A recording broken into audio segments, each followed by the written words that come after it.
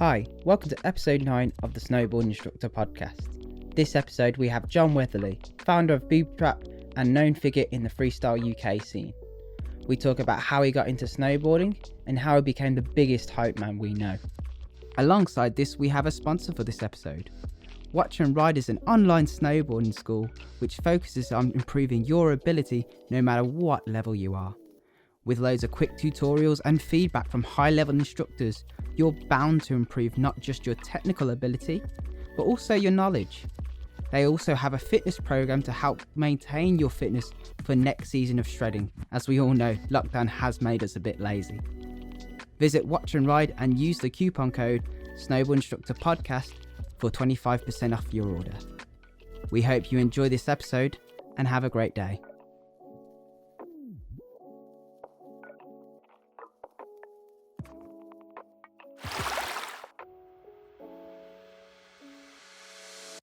Thanks for coming on the podcast. It's been super cool to actually have you on.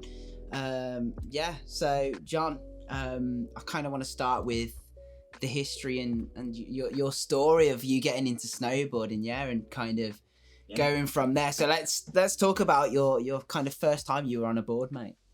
Is this a warm-up question, or are we actually live? We are actually going for it, mate. Yeah. Oh, that's a good one. So,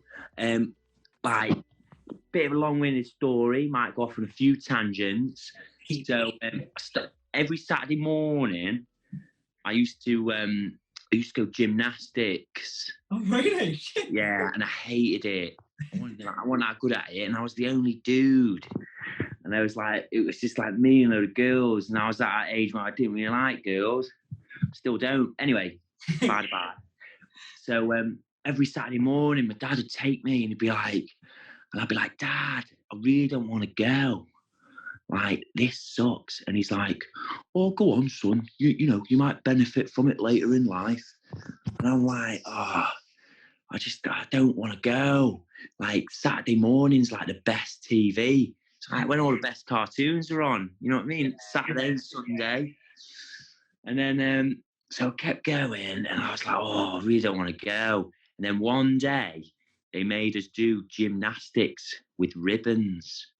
Yeah. And I'm like, what is this? And then at the end of that, my dad was like, yeah, you don't need to. Like, I'm doing cartwheels with ribbons and that, with a load of girls. I ain't knocking that stuff, but it wasn't for me. And my dad was like, yeah, that ain't for you. So then he took me swimming.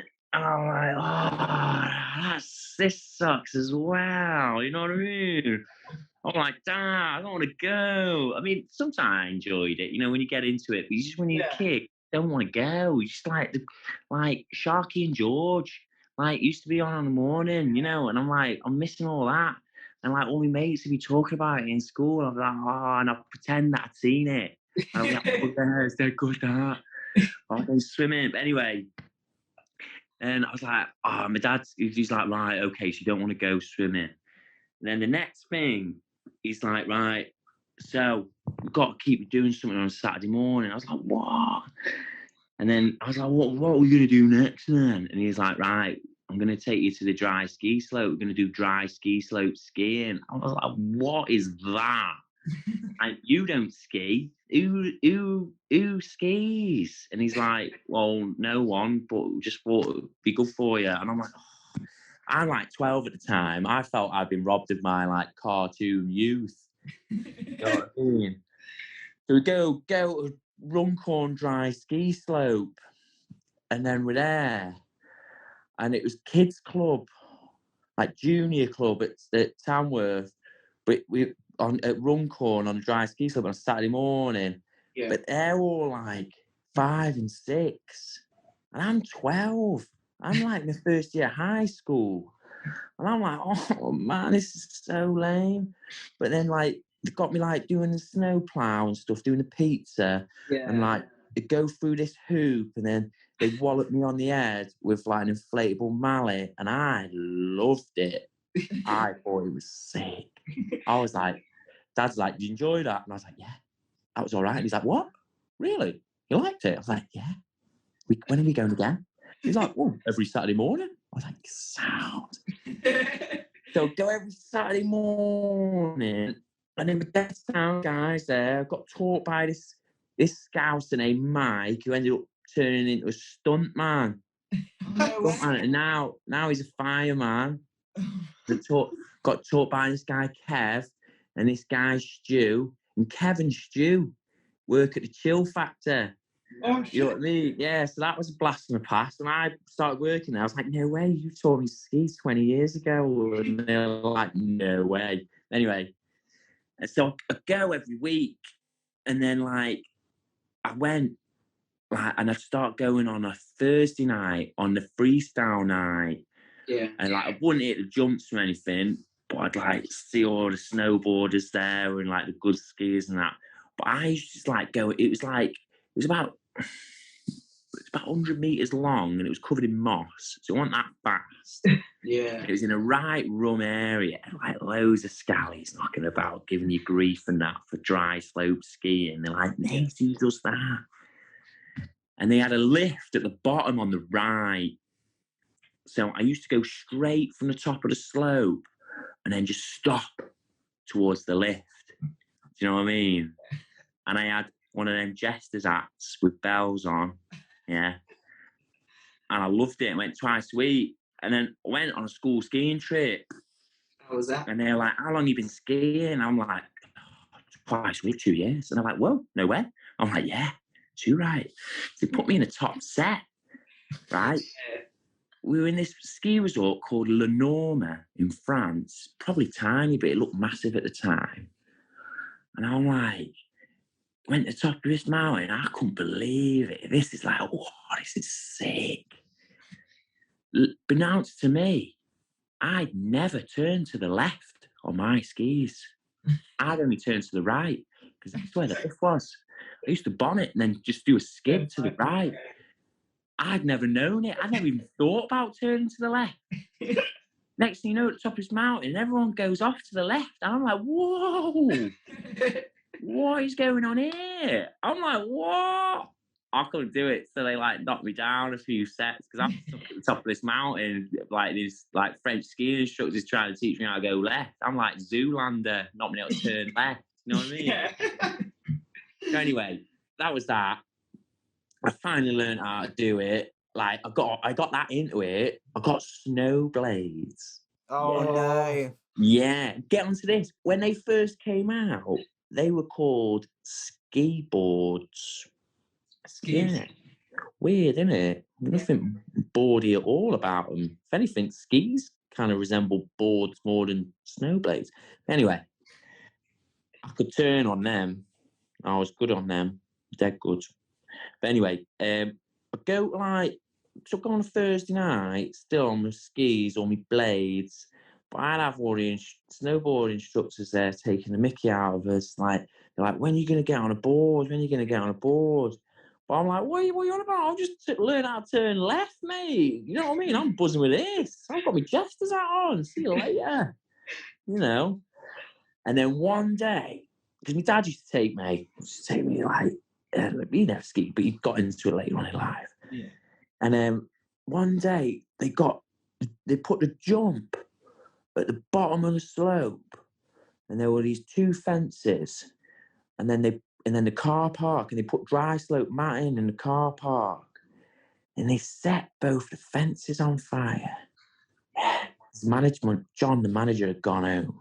Yeah.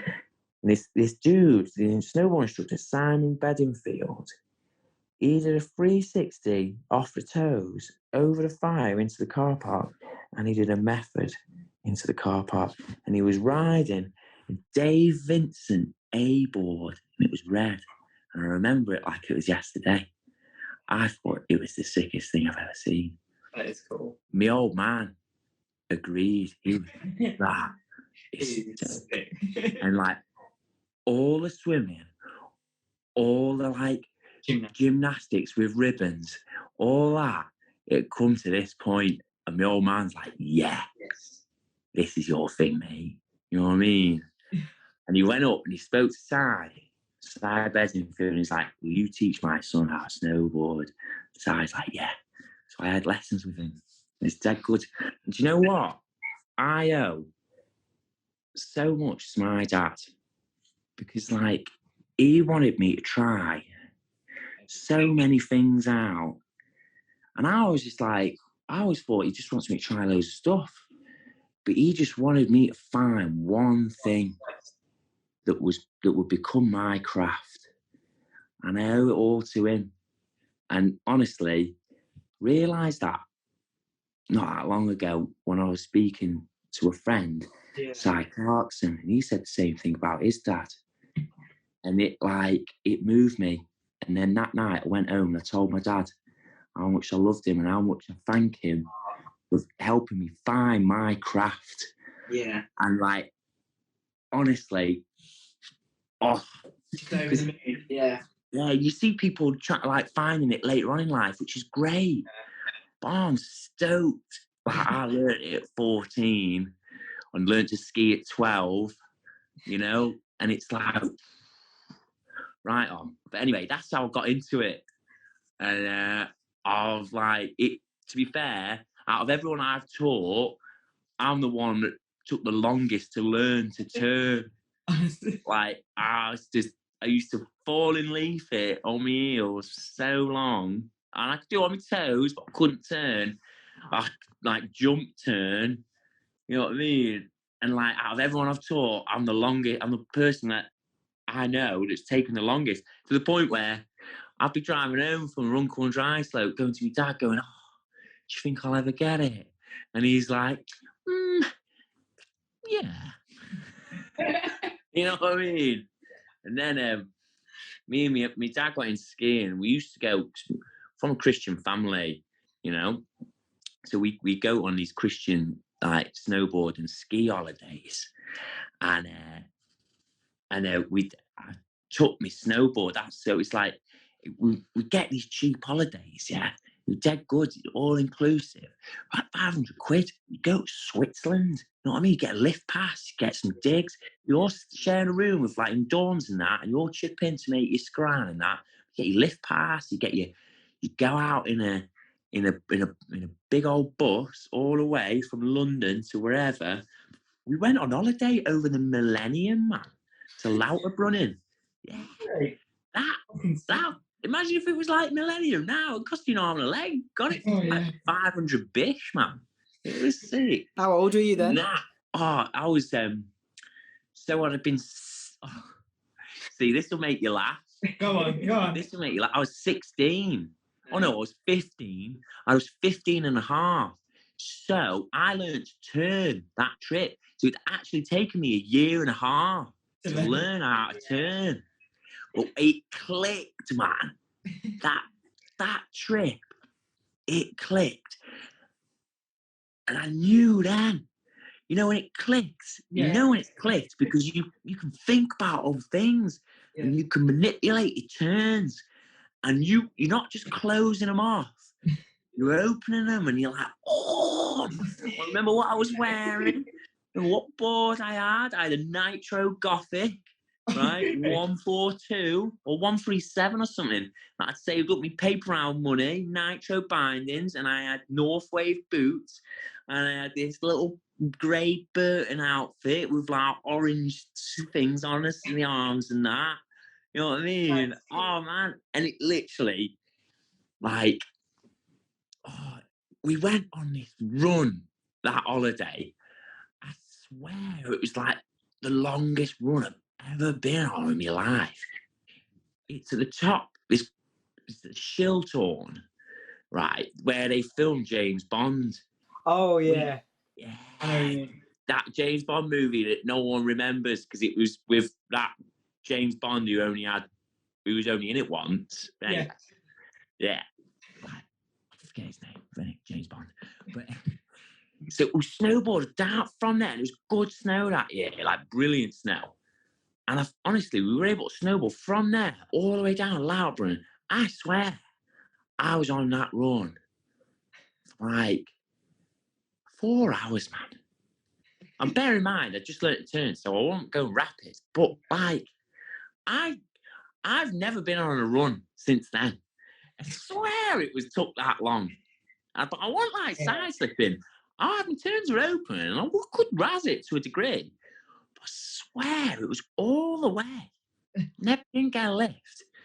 I've never found a run like it ever since. You know what I mean? Do you remember the run and like what it was? Was it quite steep? Was it quite mellow? It was everything. I mean, it was probably pretty mellow. Yeah. I remember the last bit. It was like a cat track all the way back down to Loud running. Yeah. But like, oh man, it was so sick. And I remember just like that night, I like learned to talk. Do you know what I mean? Because you found something that you're so stoked on. It's just easy to talk about it. Definitely. And easy to show your enthusiasm for it. It's like, you know, when you got a mate, I got a mate, Keith, and he's enthusiastic about so many things. He started telling me about his caravan once, right? And he was that enthusiastic about it. I was hanging off his every word. Do you know what I mean? You know, when someone's enthusiastic about something, you get into it yourself. That's why I can only watch football with him and my dad, you know, because they're dead enthusiastic about it. Like, if I watched it with someone who wasn't really that bothered, then probably wouldn't get into it as much. But yeah. But that's that. You know, that was my first snowboarding trip on Millennium. The movies I watched at the time, up to that point, was Simple Pleasures by Mac Dog and Decade. And they came on VHS, free with white lines. Big old VHS, man. Nice. Like, get that from W.H. Smith. Man, so sick. So was like those films actually did they just like really inspire you in terms of just to start off kind of doing a lot more snowboarding? And when did you kind of start to get into freestyle regarding that? Wow. See, took me ages to get into that as well. So, bear in mind, I started snowboarding at 14. Took me a year and a half to actually learn how to turn. Yeah. Because, like, I often say to people that learn, I'm like, the longer it takes you, or the more frustrating it is, the more rewarding it is. Yeah. Because you'll often see peeps that, like, take to it like a duck to water. Some of them never really do it again, do they? It's like, oh, all right. Because it took me so long. That's probably why I still enjoy it. You know what I mean? Yeah. I'm probably just still, I'm still buzzing off them 3 turns still on cloud 9. But so I did a load of holidays with this Christian organisation called Oak Hall, right? And then because then my dad got into it, we should do that together. And then, oh man, as soon as I learned to turn that trip, I was like, when I am old enough, I am going away. Yeah. I want to do it every day that I possibly can. So I knew when I was 18 that I was gonna dip, and I was gonna just go do a season somewhere. Yeah. And it was like, so I was 15 when I turned. It was like the longest 3 years of my life. You know what I mean? Because you got kids now doing seasons at like 9. I'm like, you don't want to do that, because by the time you're old enough to do it on your own, you won't want to do it. You know. But anyway, that's by the by. And like, each their own. Do you know what I mean? I'm not going to get into that. But so I'm like, my first season, like I got a job at Sainsbury's when I was like 16 and just like worked me nuts off.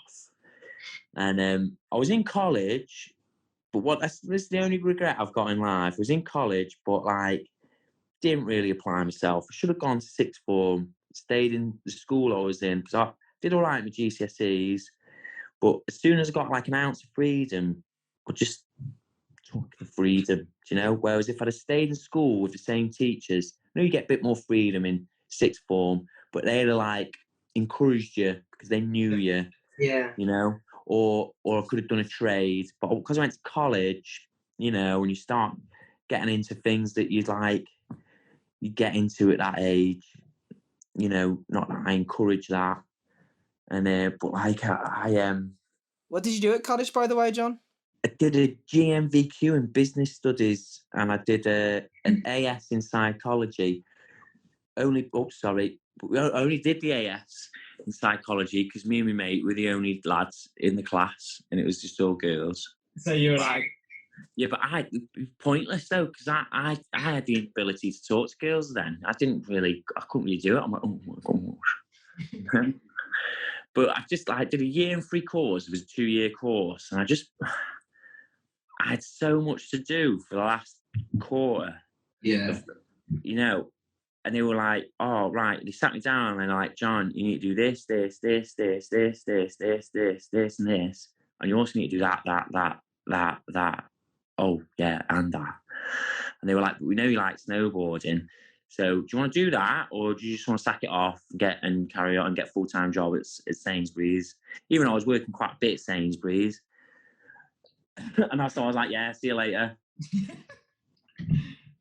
And I regret not completing that, because that would have really helped me now, because I run Boobytrap now, which is a club, and I ain't that busy. I did, you know what I mean? Anyway, but then I saved up, I saved up my biscuits for like my first season, so I could bum it, when I did, and it was sick. And then loved it. Did a bit of freestyle, not a lot, just like hooning it. yeah. Where did you go for your season? I went to teen. Yeah, class. Yeah, it's sick. Really good. Made some good friends. And then went travelling that summer, got like Interrail pass. Nice. And just hopped on any train, went with a couple of lads that I've met on my season. That was cool. And then, this is what I thought when life kind of started. Life's a kid was sick, you know what I mean? I grew up with some great mates, like proper good mates, and they're still my mates. I lose touch with people over time, but your mates are your mates, aren't they? Yeah. Because it don't matter how long you've not spoken to them for. I might not speak to them for years, but it's felt like I've seen them the other day. And I cherish and I value my friends so much now, especially now. And so like the next season I did it again, saved up. Nice. Saved up, but I only did 2 months that year. I went to Whistler. Nice. I felt like I was spoiled a bit. Went to Teen the first year, then Whistler the following year. I was sick. 2 months, just like riding pow and runs, did a bit of freestyle, not a lot. But then that summer I got home and I met these kids was at the dry slope. So I'd still go to Runcorn, still like went back to my roots and that. Yeah. And his name was Johnny, and he got us into freestyle. So I kind of got into it when I was like 19, and he was like shredding this pipe at Runcorn, and there were a load of scallies there giving him a load of grief every time he fell over. He stuck up and had a go. But he was from that area, so he wasn't really that arse. He grew up with that. Yeah. And then that's when we started getting into going to Tamworth, going on like I'd been going for a bit to Tamworth anyway. Like, wow, to be fair, it's going every week. And sometimes your dad would give me a lift. And the first person that said hello to me at Tamworth was Stu Leonard. That's when I felt like accepted. And that was, I owe a lot to Stu. Because he welcomed us into the gang at Tamworth. And I know how important it is now for people that are new to the sport or new to a dome, that you need to welcome them. Otherwise, they might not come again. And they might have something that's like to contribute. Yeah. Do you know what I mean? Not that they need to contribute, but you don't know. You never know. They could be your new best mate. They could be the next Sean White, and you just don't know it. Could be the next, Sean White. You know what I mean? Or someone like that. The next bloody Chris Bradshaw. Yeah. But anyway, I met Johnny and we go to Tamworth, and I got a Nissan Micra, And like, I used to pick him up on the way at Tamworth. I'd go twice a week religiously. And like Saturday nights. I remember Saturday night. Bloody hell. It would start at 10 o'clock at night. And then continue onwards. Till 2. It finished at 1:30 in the morning. And like, it was like a snowboarding rave. Do you know what I mean? I remember doing those shifts when I started working there. And they were like, fucking awesome. Yeah. And like, we'd be like, dusting in the car park some nights. I remember I got home one Sunday when my parents were getting back from church. And they're like, you've been at Tamworth all this time? I'm like, yeah. We had a barbecue in the car park. And someone brought a football. So we just did that all night. Yeah, but like Tuesdays, because it was such a mission, it was like 2-hour drive. Tuesdays, it would wipe you out for the week because I'm getting in at 3 in the morning because it finish at 12 on Tuesday, 8:30. It start at 8:30 and then finishes. Yeah, it finished at 12 on a Tuesday, and you DOS at the end. Yeah. You get in at 3 in the morning, and sometimes you wouldn't even sleep because you'd just be that buzzing. You'd be like, oh, can't wait for Saturday. That was so sick. You know what I mean? Or that was sick. Or like he was ace. Or I met that dude and.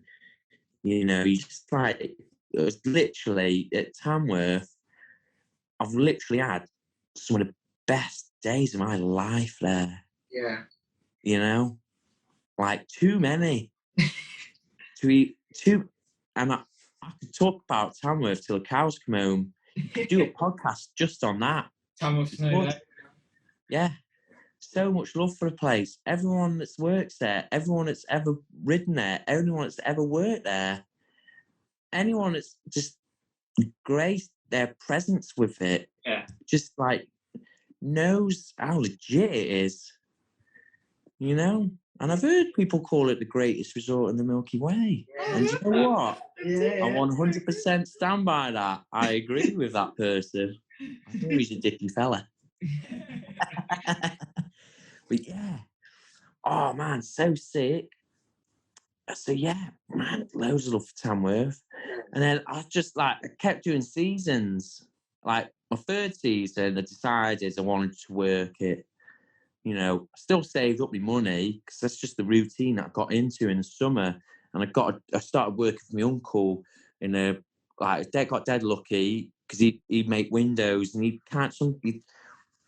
more often than not, he'd have a job for us when I come back, so I could go straight into work. So that was fortunate. You know, some people don't have that, but when you find something you love, you're willing to do anything for it. And I know a lot of people that just graft and find whatever they can in order so they can do it. And I've got so much respect for that. And it's like in your 20s. It's easy to get locked into a career and enjoy the money. But like this summer, I had a pizza delivery job and minimum wage had gone up to $8.72. I'm 36, bear in mind. Minimum wage had gone up to $8.72. I'm like, this is the most money I've ever earned in my life. I'm 36. But like, there's something to be said about minimum wage jobs. I think about him because you can always get one. Yeah. Whereas if you get a career, you like the money.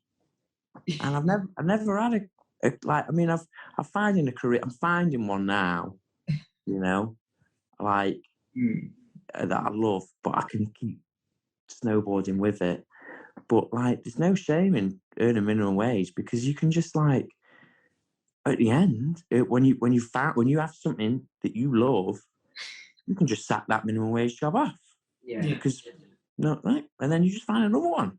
Yeah. And everyone moans that they can't find work, but you can. That's everywhere. You just got to graft for it. And also don't burn your bridges because if you're sound and you leave on the right terms, then there might even be a job when you get back. But because I wasn't always working for my uncle when I got back, but more often than not, like I said earlier, more often than not, he'd have something for us. So I was fortunate. Yeah. And then I've worked that season, got right into my freestyle that season. And then, I think I did in total, I did 10 winters and I did 2 summer seasons in New Zealand. But to be honest, when I stopped doing winters, I kind of carried on doing winters because like the shred never stopped. And like, I mean, not this year, but the year before, I did like 16 weeks abroad. I got on 30, my carbon footprint is horrendous. I got on 36 flights that year. You know? I ain't got like bags of money out. It just works out. You know what I mean? You get opportunities or Deals. You take people out for trips or, or just try and seize everything. Yeah. So, I mean, bear in mind, those few years I was in a bit more fortunate position with where I was living and stuff. So that's good. But yeah. And kind of moving on from that, when did you kind of really start thinking about like, you know what? I love doing snowboarding so much. I want to teach people. I want to kind of start becoming an instructor. Where did that kind of start off? So this is funny. So on my first season, my dad was like, right, if you don't want to work, he's like, bear in mind, are you sure you don't want to work for like 5 months? I'm like, yeah, I know what I'm doing every day, Dad. He's like, oh. He was a bit adverse to it because my dad's a grafter. But he was like, right, well, if you go, you got to do your level 1 basic at the beginning of the season and you got to do your level 2 at the end. So I did them. Yeah. And I frigging hated it. I passed. But when I was 18, and when I finished my level 2, I was like, I never want to instruct ever again. I just want to razz it. Yeah. You know what I mean? Like mountain time, my time. You know? And then on my last season, I was 28. And I loved it. I loved all my seasons, but each year I was like living miniature lives. Yeah. You know? And I'd not separated from my friends, but like first few years you go away, your mates are always like dead keen to find out what you've been up to. But then over time, it just becomes the norm.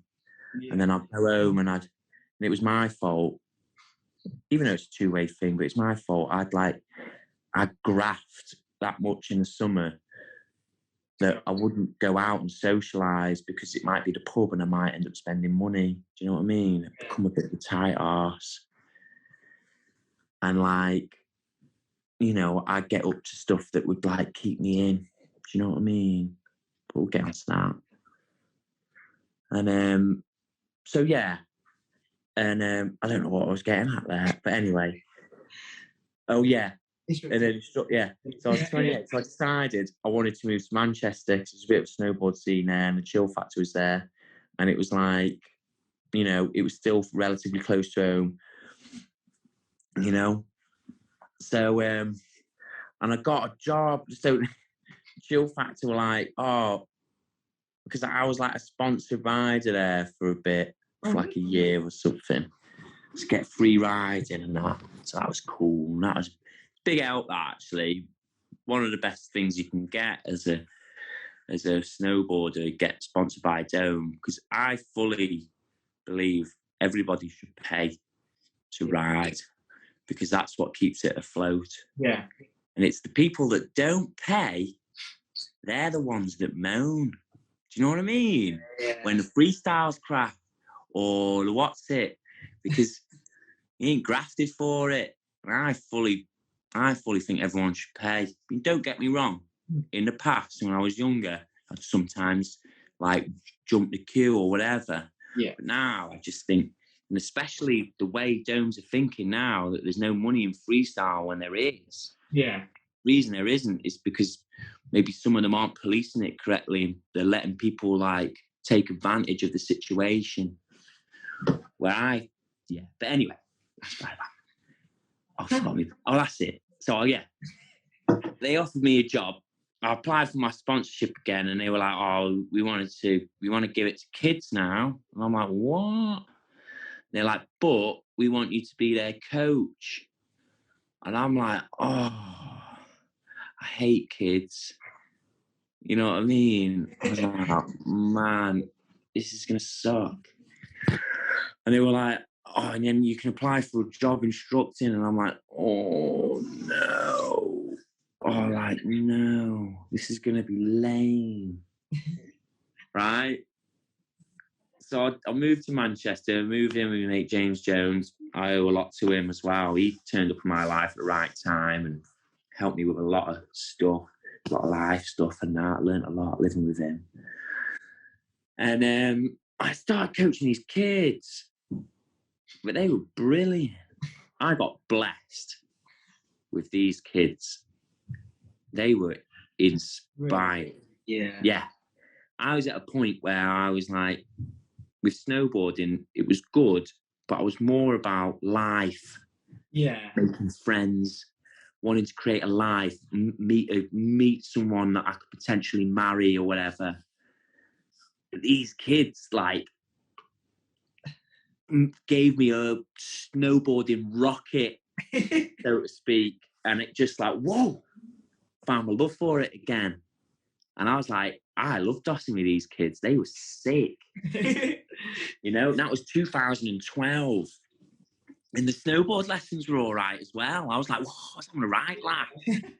Put on, like, when I teach lessons, you know, when we teach beginners and they're hanging off your every word, you can turn it into a show.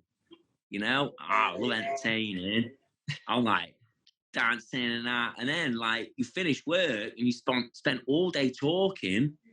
You go to the pub later and you talking. You know, brilliant. Loved it. I'm guessing you definitely had a couple of like days where you just lost your voice because you were just like talking like so much. So you just probably lose it tonight. all the time. And yeah, I owe a lot to them kids. Some of them don't snowboard anymore. Some of them do, you know. But like, the thread's always there for them. Yeah. Whether they left because that's what they wanted to do, or whether they left because they got miffed with it, or they might have got miffed with me, you know. So you can't do everything right, can you? No. But there's no point giving yourself a hard time about it. Just got to crack on, and then stoke the ones that want to be there. Yeah. I have spent a lot of my time like trying to like get people stoked on it that just aren't that stoked on it. But you know, when you can see the potential. Yeah, and you want them to get to what you're feeling at. I can name some names, but I'll be singling people out, so I ain't gonna do that. But like, it breaks my heart, you know. I get it when you're like 30 and you're having a kid or whatever, and you're getting married. That's you're just moving on with life. But like when they're like 19 and you're like, whoa, man! Every time you see him shred, it puts hairs on the back of your neck, and you're like, oh man, and you're like, oh, but then you're like, and they just rather just sit in their car at Mackey's with a bird. Smoking weed, and you're like, oh man, like, think of all the adventure you're missing out on, dog. You know? But hey, it's their prerogative and it's their choice, and that's what I've come to terms with now. There's no point trying to push it. Not saying it's a waste of time, but there's no point spending too much time on people that don't want to do it. You just got to find the ones that froth. Yeah. Like Stu Inns. Oh, my days. One day he's going to be in charge of like the whole world of snowboarding. He's that enthusiastic about it. He's a prime example that if you love it, you can achieve anything. Yeah. Yeah. You know what I mean? Anything. And he friggin' loves it, man. Like, to the point where it's coming out of his eyeballs. you know, he's like vomiting snowboard and he just can't contain it. Oh my gosh.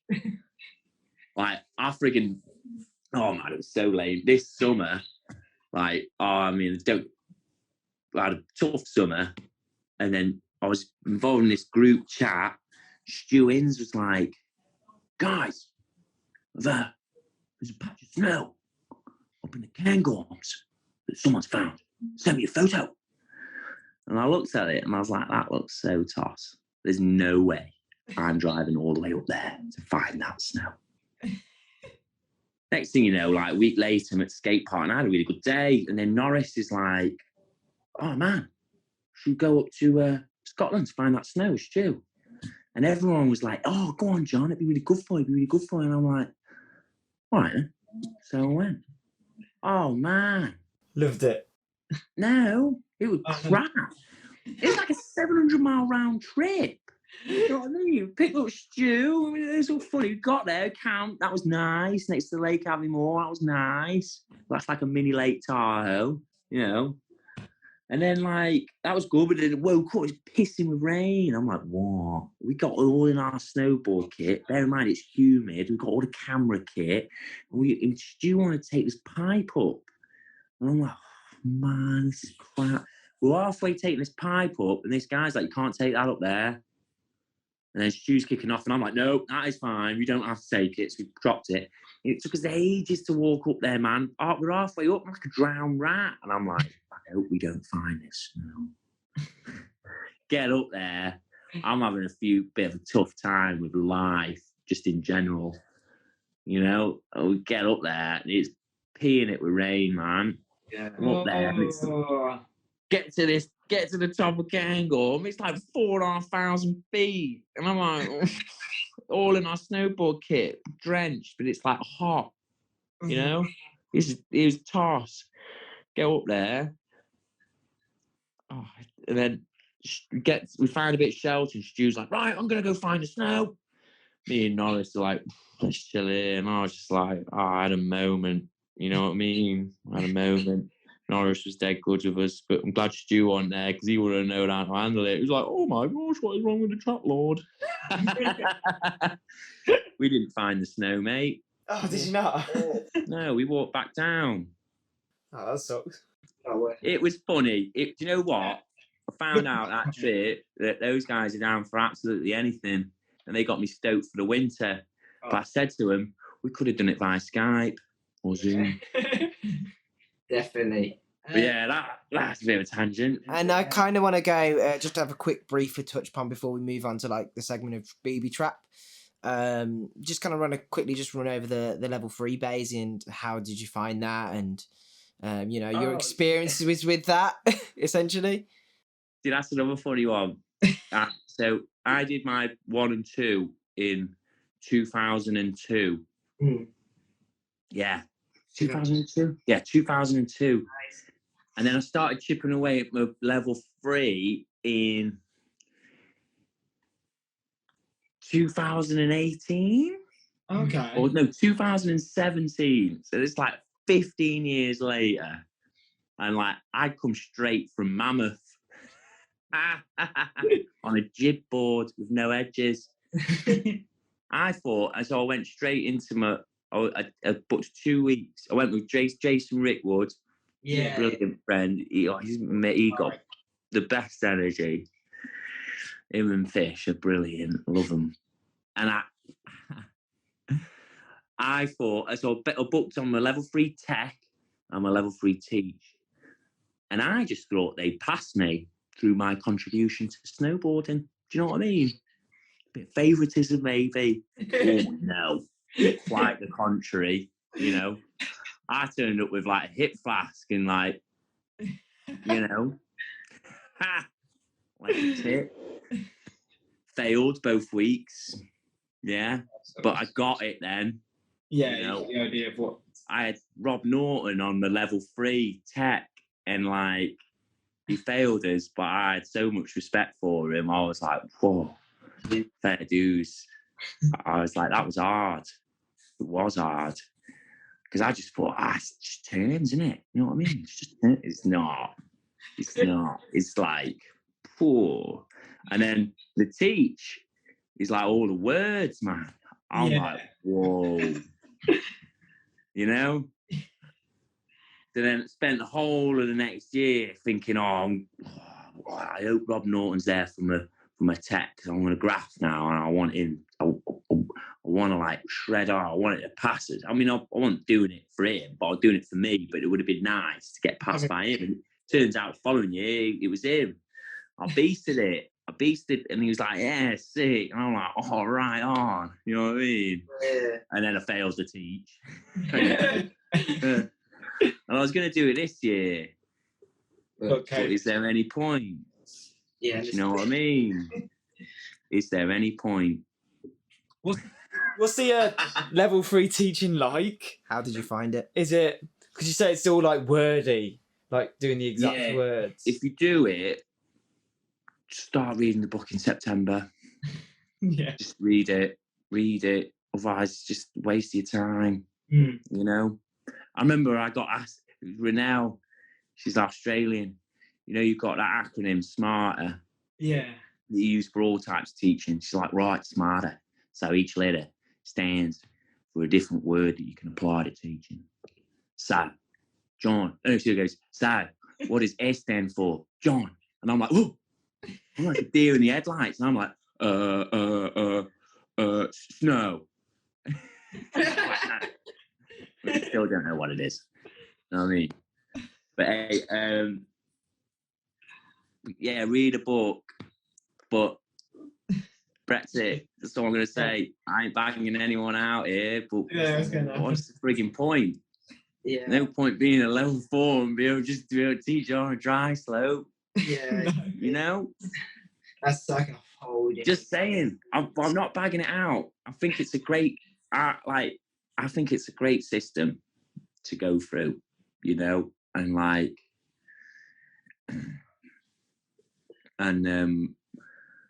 like if we were still in Europe, I'd still truck at it, you know? But it's just... It's such a weird one, and that, you know... I mean, it might not be the case. There might be a way around it. Yeah. Or something, or you could transfer your qualification. I don't know too much about it to go into it, because I don't want to say the wrong thing. Yeah. Do you know what I mean? But I do have a lot of respect for it, and I have a lot of respect for the people that do it, and that train it, and that are still doing it. You know, so I ain't gonna bag anything out. Yeah. I just think certain things are a bit of a shame, you know? And, but hey, I personally think everything happens for a reason, you know? Yeah. And if you have faith in something and you think that, then you'll never be disappointed. No, I'm not. I'm a firm believer that things will happen a different way, and they already have. But we'll get on to that. And let's move on to Boobytrap then, and talk about the history of it. Like, when did you kind of start Boobytrap, and like what were the motives behind that? 2014. That's when we started it. So we do like I do these training nights with the kids. Yeah, well, not training. I won't call it training. I just call it like snowboarding with your mate, you know, with your mates. But like freestyle at Chill Factor was every other week. But I wanted it every week, you know? Yeah. But it was sick every other week. And I get how certain domes do it differently or have less features, because you've got to share the space. You've got to share the space. But I was a bit cheeky at the time. I'd wait for management to go home, and then I'd pull some features out. And then like I originally called it Gangsterland. You know what I mean? Just something stupid for the kids, but like I'm glad we changed it. And then I remember like, and then little Scott Walsh, she was tiny at the time. Like, yeah, a video of him. I wanted to incorporate the Goonies, and then I'm like looking for like clips of the Goonies to include. And I found a bit with Data where he's talking about booby traps. I thought I was sick. And I was like, oh, that's an hilarious word to say, isn't it? You know? You can get away with saying it as a kid. You know? And then I was like, at a moment, I was like, whoa, what a booby trap. You know what I mean? I was like, sick. I was like, what can I do with it? And then I got chatting to a few people. It was Craig Nelder. Yeah. You know Craig. He's out in L2A now, and he gave me some advice. He was like, mate, start a club. And I was like, oh, cool. I'll think about doing that. So I got like qualifications, you know, the guys at the time, yeah, they were helping us out. Ollie Britton, Rob Cartledge, and Corey Copeland, and Cleggy. Got our qualifications, and Ross and Quinn. So Quinn joined in later though. He's been real solid. We'll get onto that. All right. Hey, I'm on a Zoom meeting, but you can sit in it if you want. Yeah. You zoom in, yeah. But do you want to watch the telly? Because I can go somewhere else, mate. Honestly. No. Yeah. Sure. Are you sure? Get them buttons on. You bought me chocolate ones, man. What's that bad thing? Yeah, they give me the runs, dude. Seriously? She goes, do you want Bourneville? And I was like, nah. Oh. And then she pretty much might as well got me Bourneville. But honestly, if you want to watch the telly, mate, sure. Oh, ledge, thanks. Ask my housemate Kieran, he's ace. Yeah. Put that podcast. He loves to feature in it. Just taught them to snowboard. They love it. You got, mate? No rush, food's ready if you want. Oh, is it? Oh, belter. Thank you, dudes. Yeah, I feel really blessed to be living with these guys. That's so good. And so yeah, Boobytrap. Yeah. Nice, buddy. And What was it? Where was I? Yeah, you're just talking about the motors. Or why did you kind of start Boobytrap? Was it? Oh yeah. So and then we got qualifications, and then I wrote got on well with management at the Chill Factor because they liked what I was doing with the kids, you know, and the positivity from it and the atmosphere that we created, you know. And I wanted them to talk to everybody, welcome everybody, and just not be that elitist group of kids that just thought they were like, they weren't like that at all. You know what I mean? And they weren't like that sort of character at all. But you know how sometimes when you become a group, you can be cliquey. And I didn't want that. Yeah. I just wanted them to be liked by everyone. Well, not liked by everyone, but, you know, but be welcoming. And that's the point of the Boobytrap. We started off, it was welcome to the Boobytrap. And sure, people look at it and think it's cliquey, you know, or whatever, but it's not. And I want it to be a community where people welcome the new guy. Yeah. Because they're so important. They're probably more important, you know, because they're the one buying all the boards and stuff. Not it's about money, but it's how it keeps going, how it keeps the flow going. Yeah. And I just so whenever we do Boobytrap, I spend my time with the new guys, and also it's like teaching. It's like instructing. I like my favourite lessons are the beginner lessons because you see the stoke and you see them learning their new thing. And I've never met anyone that's learnt it and then it not become the centre of their life. You know? Yeah. Oh. And it's like a Boobytrap. So coaching's different to instructing. You're just a hype man, you know, or a holding hands man, you know? And I like teaching people their first 50-50 or boardside or straight air because they're just freaking over the moon. Yeah. I love that. And when I see them do it, I feel like I've done it. And I remember the first time I did it. Remember the first time I did an indie grab. I was wearing a West Beach jacket, a white one and black pants. I was still on my Nitro Gothic. It blew my mind because I was like, I just done a trick. Do you know what I mean? Yeah. And I love it. And I do my admin for it. When I do my admin, I feel like I'm shredding, even though I'm like punching in data into a spreadsheet. Feel like I'm shredding. Yeah. Love everything about it. People often say you can't. It's shouldn't really work with what you love. No. The more I snowboard for myself, and this is what I've learned over the years, the more I enjoy my own snowboarding, the easier it is to do all the other stuff. And you get more out of teaching people.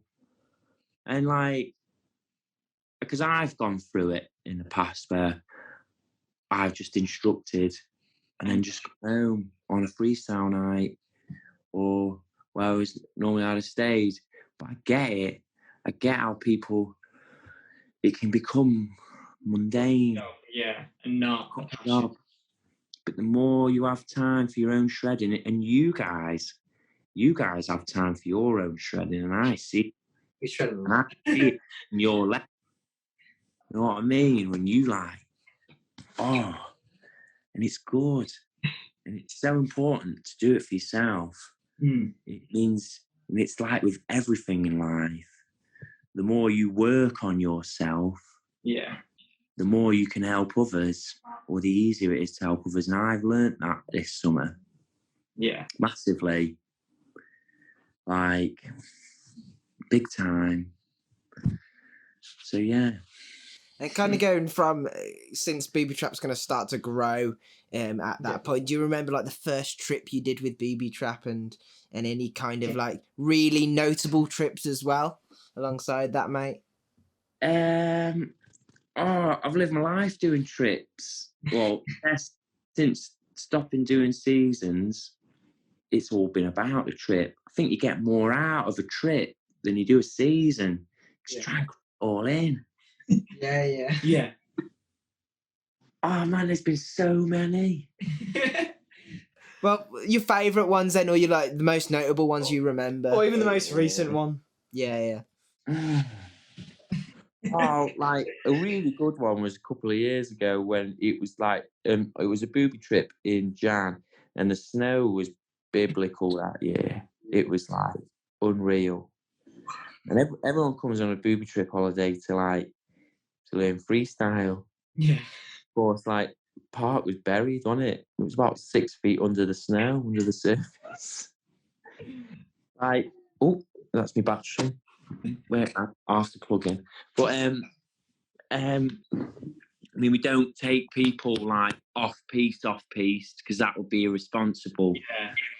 You know, but we take people on like marked runs that are set by the resort. Yeah. It's like a pisted off-piste run. Yeah. You know? Yeah, I get what you mean. Well, oh man, that year, like we all like stick together because the main reason was for fear of people drowning. No one drowned. You know? Yeah. And try and do it all safe and that, you know. It was like you felt like freaking Spider-Man. You know what I mean? Boosting. Which resort was this, John? Like, we do all our winter booby trips to Flackerwinkle. Absolute round that. It's the Ski Day region. The reason we go there is our host, James. I think your holiday is just as good as your host. Yeah. We hit the money. It was Rob Cartledge that put us onto him. And he'll bend over backwards for his guests. One of the best dudes I've ever met. Yeah. And just like, we'll always go there because he makes our stay just so much easier and better, and he'll show us where to go, and he'll tell us about all the new things. I can imagine there's some hosts that just be like, yeah, there's your bed, here's your brekking, see you later. But he'll take his time out, he'll have time for everyone. Yeah. You know, and that's really, really good. I love that. And I learn a lot about that, you know, about welcoming people and like putting people at ease and stuff like that. Like, I've learned a lot of that from him. Yeah. You know, I'm a parent, you know. and just through life. Yeah. But yeah, I'm like grateful to that guy. Like I'm grateful to Quinn. Quinn's solid. You know, he's like, we joke about it that he like invented snowboarding because he's been doing it for that long. He probably started snowboarding before Tom Sims. Yeah. Quinn was probably a stunt double for James Bond. There you go.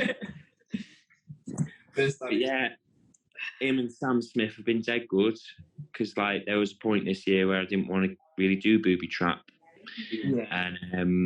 and they helped out a lot there. Got a lot to be thankful for, and it's their sheer love for it Yeah, definitely. gets people stoked, you know. And that's so important. If you love it, you'll always do it for the right reasons. Yeah. And what's the in terms of Boobytrap itself? Do you have any future goals for Boobytrap? Is there anywhere you want to see that heading, or are you quite happy to where it is kind of now at the moment? I don't want to say too much just in case it doesn't happen. You know what I mean? Yeah. We have got plans, but the main plan is just to keep shredding and enjoying it. But we have got plans. In time. But It's all a hush hush secret, and just be see how it goes, especially because of this year. just at the moment, get a bit carried away with a shred. Do you know what I mean? And then you're like, oh, forgot to do that. Yeah.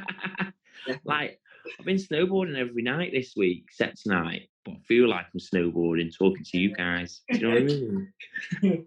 Yeah, went Boobytrap on at Monday, and that was sick. Then Samlands Tuesday, then Rozzy Wednesday, and then I went to Chill Factor yesterday, and then Rozzy in the evening. Yeah. Yeah, I love it.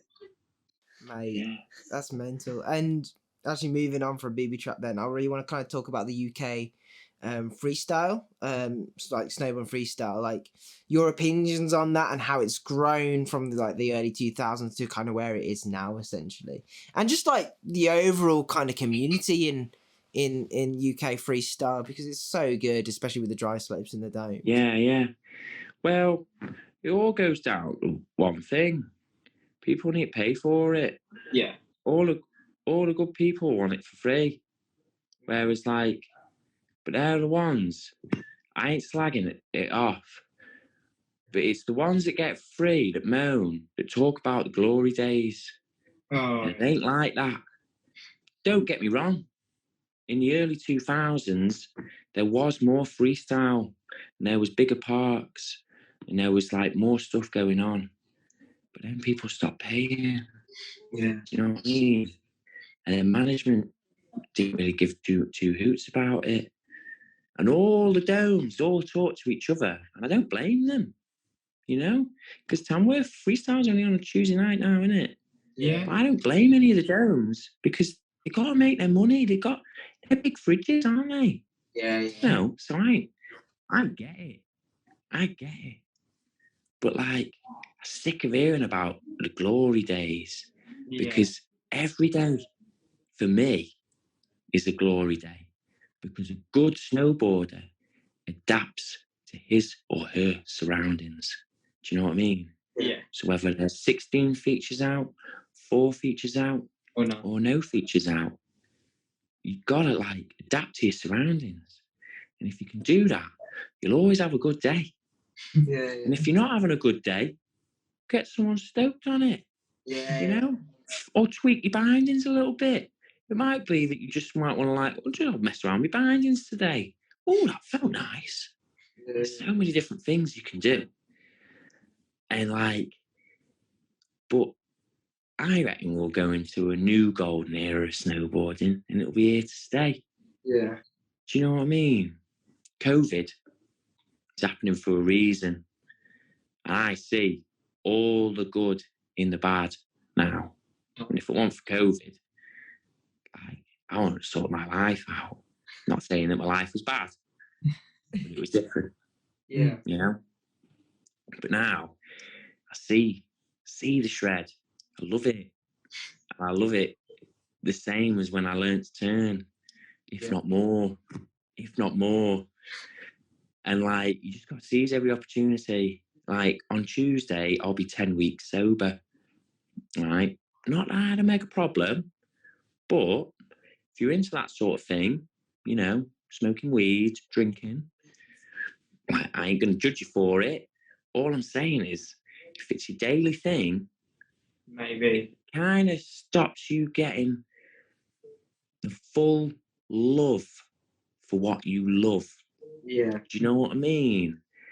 And like, I mean, you might love it, snowboarding, but those things kind of make you tired the next day.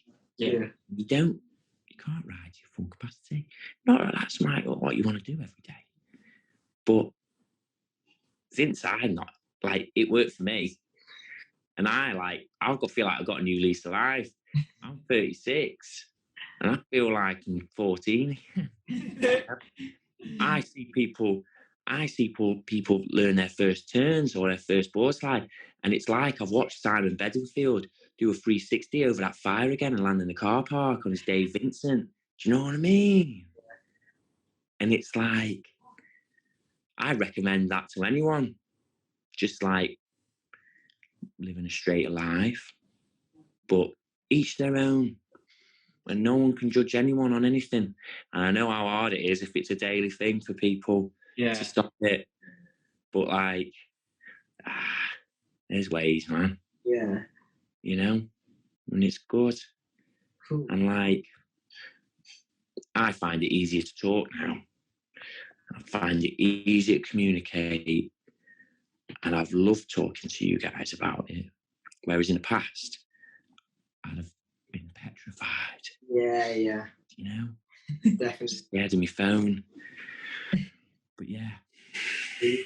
But like, I kind of want to touch upon just a bit of like just the teaching in freestyle. Kind of first question upon that.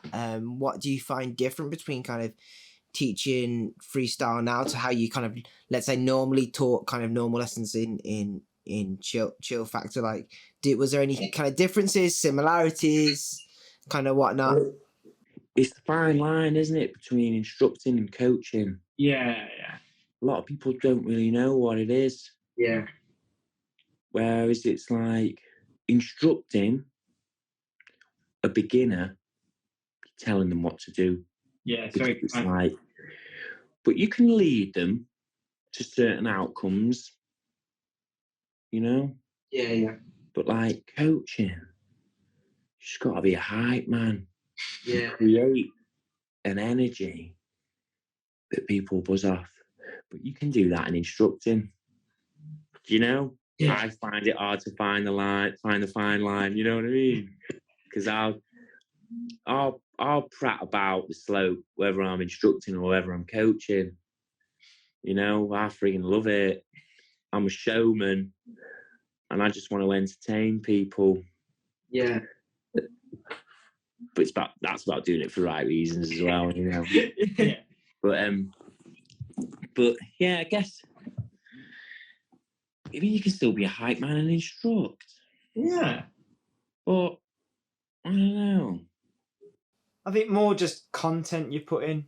So when you coach, Mate, I like, for going on content, I need to read the Basie manual again. But like, I mean, I thought I was going to do it this year. Just gone, but I'm glad I didn't because I just didn't start reading it. I was like, a week before COVID hit, I'm like, I need to start reading the book. Yeah. But content, I personally think, and they say this in Basie as well, you can't really plan a lesson because you just don't know what's going to happen. You don't know who you're going to get or what level they're going to be. Or even if they say they're that level, they might be better or they might be not as good. So you just got to like predict. Yeah, Just sort of go with it. Yeah. Just got, and like, and that's what it's exciting. And that's kind of what makes it easy. Yeah. Because I guess I used to like plan stuff, but it would never really work out. Yeah. So you just got to roll with the punches, haven't you? And just like, yeah, whatever comes your way. Yeah. And it's never a bad sesh because if you're enthusiastic about it, like we said earlier, you could buzz off at a caravan story, you know? Yeah.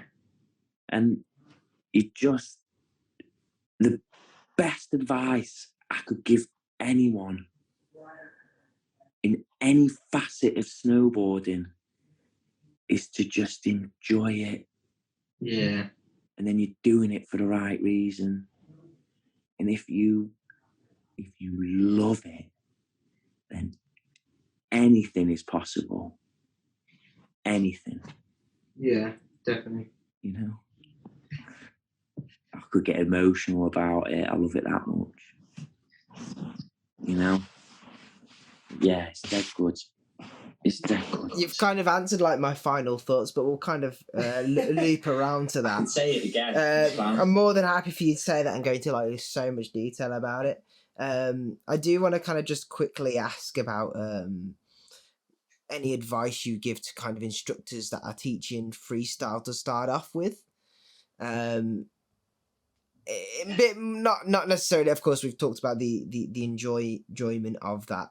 But like, let's say someone who's kind of just getting into it and it's their first time starting freestyle, you know, they're a bit nervous, they're kind of and ahhing. Would there be any kind of little tips and tricks you might give them? Be like, hey man, this is what you could do to help out with this and whatnot. Enjoy it. Make sure you've got time to do it for yourself. If you've got time to do it for yourself, you'll be more enthusiastic about it. You don't necessarily have to have every trick under the sun in order to coach it. You know, you just gotta watch it. You gotta like watch the vids. You know, you gotta find your favourite snowboarder. You gotta immerse yourself in the culture. You gotta find a bit of snowboarding that you think is boss. Yeah. And you gotta fight its corner. You know, like someone will say, "Oh, I don't like Magoon because he keeps putting his arm up." I'm like, "Oh, I love that." You know, got to fight their corner. But everyone's got their own opinion, you know, and everyone's entitled to it. Yeah. But the more you immerse yourself in it, the easier it is to be enthusiastic about it. And that is all you need. Yeah. To be the hype man, to be the coach. And it don't matter about your ability or anything. Yeah. You just gotta love it, and then everything else will follow on from that. Yeah, definitely. Yeah. Who is your favourite snowboarder or one of your favourite riders? I've got a few. Go on. Chris Bradshaw. Yeah, I like Magoon before he started eating pies. Mia Brooks. Yeah. Yeah. Cy Foster. Cyclops is what I quite like. Yeah, Will Smith. Will Smith. Yeah. I remember Sam showing me Will Smith for the first time and I was like, oh, I'll have a little look. Fucking sick. Hey, he's got something different in his legs. Yeah. He could jump like 2-story building from the flat. You know? Yeah. But yeah, Mia Brooks stoked with her mom. Like so stoked. And like the thing is, she's got like the Midas touch for the shred. Do you know what I mean? Where like, or for anything in life, she's got so many interests that snowboarding is just a side dish. You know? And that's important, that you have other things that you enjoy, because then when you get brassed off of it, you can get into that. I put all my eggs in one basket. I think that's why I lost a bit of love for it when I was 28, but then I found it again when I started coaching the kids, because it was just a new facet of snowboarding. I mean, if snowboarding's the only thing that you do like, immerse yourself in all different types of snowboarding. Yeah. You know? But the more things you like, the more things you've got to get you stoked. Yeah. And if you can go and get stoked on others, you're already stoked as soon as you walk through the door. Yeah. You know? If you snowboard and you feel like you've got to be the best to be stoked, then you're going to struggle to find that every time you go. You know? and like just important to encourage others, encourage the youth. Yeah, definitely. Just like always say hello to Yeah. people. But like, I'm not saying that I've always said hello to people. At one point, I felt like I said hello to too many people, and I didn't know who I'd said hello to. And then people probably thought I was being a div because I wasn't saying hello to them anymore. But I just didn't know how many people I said hello to. You know, this is when you're stoked, isn't it? You just say hello to everyone. Yeah. Well, I guess I was on the carrots then, and you get a bit paranoid, eh? Yeah. But now I remember who I said hello to. Cool. So final question I've got to ask, buddy, is just like the future of what goals you've got with snowboarding, and not necessarily Boobytrap because it's kind of been over that, but like what's on the plan? What's on the What's table? on the agenda, man? Oh, so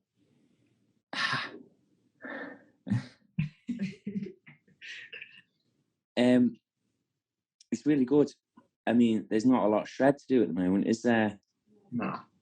So, but like Vinnie Jones, there's a documentary where Vinnie Jones and Gazza were talking to each other. Gazza had been sober for 6 months, and Vinnie Jones had been sober 3 years. And there was a point where Vinnie Jones said, when you get sober, like, you see more opportunities come your way, and they get better and better and better. And I've seen that this summer massively. Yeah. And then the other week, GB asked me to go out to Lax over Christmas and New Year's to coach Mia.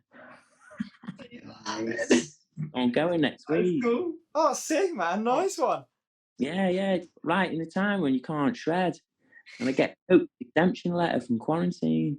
Granted, I've got a COVID test tomorrow and I've got to stay in, which means I get to miss Boobytrap on Monday. But Coach Quinn is going to do chill. He's got my back. And Sam's got my Tarp Lord, Chris Cartwright, absolute ledge.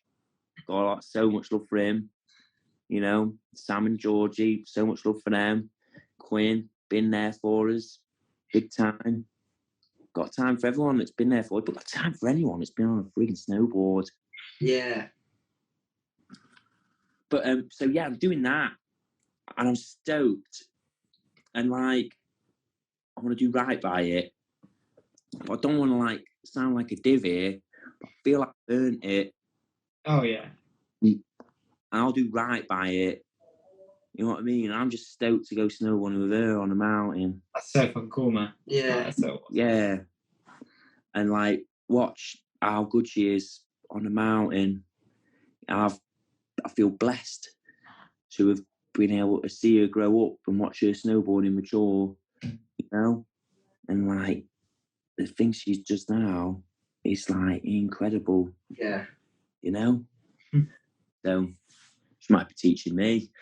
But you don't need to do all the tricks to be a good coach.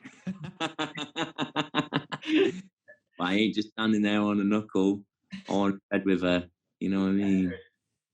Oh, mate, good luck with that for sure. And before we kind of close this session off, John, is there anything you want to kind of plug in, the Trap Lord himself, in terms of where we can find you on Boobytrap? Oh, yeah. So, getting a new website. Getting a new website. That'll be out soon. You can find us on Instagram at the Boobytrap, but the O's are zeros. Yeah. You don't want to put in O's. Anyway, on Facebook, the Boobytrap. We make our own wax, soap bar wax for the dirtbag shredder that needs a wash. Yeah. You know, got a movie coming out. Oh, yeah. Yeah. Yes. Nice. I can't wait. Mia Brooks and a Trap Lord got a shared video part. Yeah. And Angus Leaf, Andy Nuds, they've got a part. And then you got Quinn, Harry, Winard. You got Connor Carey, and you got Norris. Watch out for Norris. Oh man, like he can snowboard for a week. He's filming for a week. It's like the stuff he gets. It's like a season's worth. Yeah. You know what I mean? You're like, whoa. I wish I'd pulled my finger out when I was his age. He's writing his own script, man. Sick. Yeah. Bit unfortunate. Stu Ince couldn't join us this year because he hurt himself at the Rocker Rail. But him and Norris are at that Ukraine Rail Jam tomorrow. Oh yeah. Bloody hell. Man, I'm looking forward to tuning into that because that setup looks Good. man. Yeah. I'll be watching it going, I'm glad I'm not there. But you don't have to do it to be a good coach. Mate, thank you so much. Yeah, it's been a pleasure, man. I've been enjoying it so much. I've loved it. I've absolutely loved it.